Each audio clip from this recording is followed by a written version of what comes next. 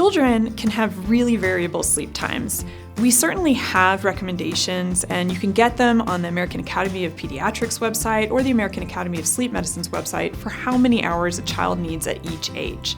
However, there are many kids that do not fall within this rubric, and so my job is to mostly evaluate how the child is doing during the day.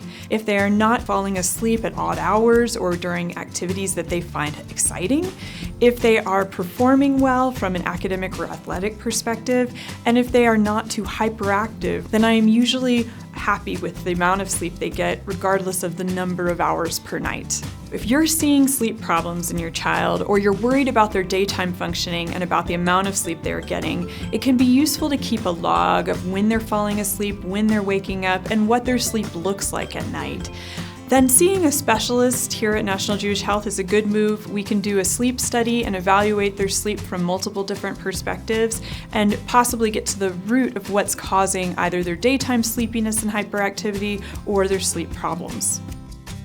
Many children outgrow their sleep issues naturally or with mild behavioral interventions. If your child is still struggling with sleep, there are sleep professionals who can help them get better sleep.